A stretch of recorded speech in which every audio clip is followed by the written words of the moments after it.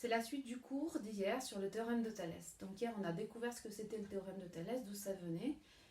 Là, ce cours, en fait, c'est pour vous faire comprendre concrètement qu'est-ce qu'on a comme figure de départ et comment on fait pour retrouver les quotients qu'on veut. Donc, on récapitule ce qu'on a vu hier. Pour pouvoir utiliser le théorème de Thalès, on a besoin de deux droites séquentes et de deux droites parallèles. Et en fait, on peut avoir deux cas de figure, ce qui nous donne donc deux configurations. Je vais vous les dessiner. Donc celle d'hier, c'était celle-là.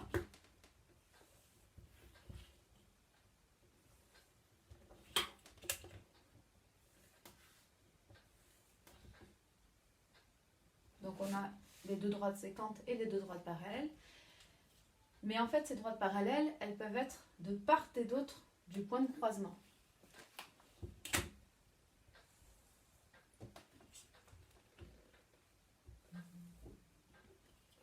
Donc je peux avoir une droite parallèle ici et la deuxième qui se trouve là. Mais en fait, ça fonctionne toujours. Tant qu'on a deux droites séquentes et deux droites parallèles, on peut utiliser ce qu'on appelle le théorème de Thalès, c'est-à-dire l'égalité des trois quotients. Cette première configuration, elle s'appelle la configuration classique. Et cette configuration, elle s'appelle la configuration papillon.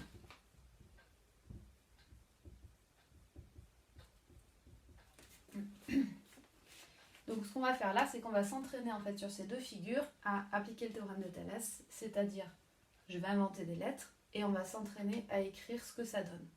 On n'est plus obligé de passer par les triangles semblables et voir les angles, etc. Parce que justement le théorème de Thalès nous permet d'avoir les égalités sans faire tout le raisonnement intermédiaire.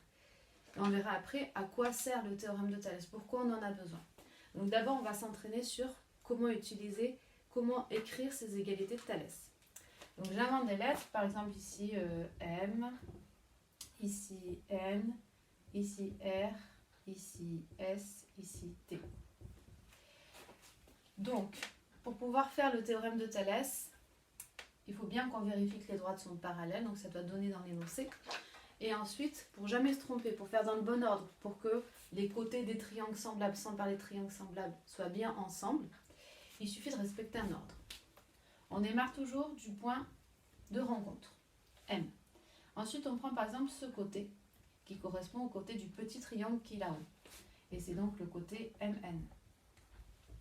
Ce côté MN, il va avec ce côté-là du grand triangle ici. Et on va faire donc diviser par MS. Ça va être égal à un autre, par exemple, de ce côté-là. Je pars toujours du point de concours, M, jusqu'à R. Donc c'est encore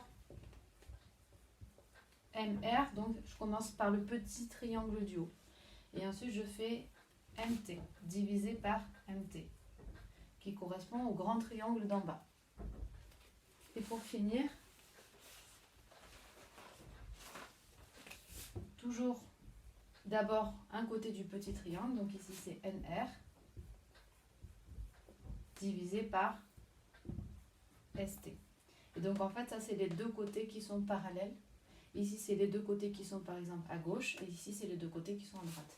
Comme ça, on est sûr de jamais se tromper, de le mettre dans le bon ordre.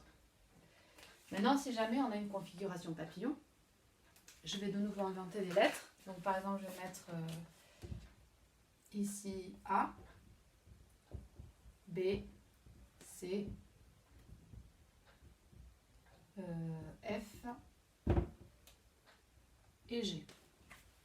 Donc, en fait, c'est le même principe. C'est-à-dire qu'on repère qu'on a bien deux triangles.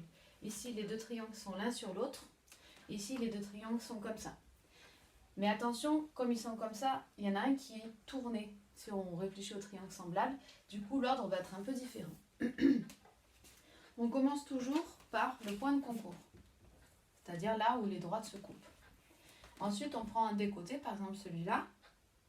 Je peux très bien commencer par là ou par là, c'est pareil. Donc, je prends ce côté-là. Ce côté-là, en fait, il correspond à ce côté-là dans le grand triangle, celui qui est sur la même droite. En fait, l'explication vient que ce sont deux triangles semblables, et si on regarde le petit côté, le moyen côté, le grand côté, c'est ces deux côtés qui vont ensemble. Donc ça fait AC sur AF.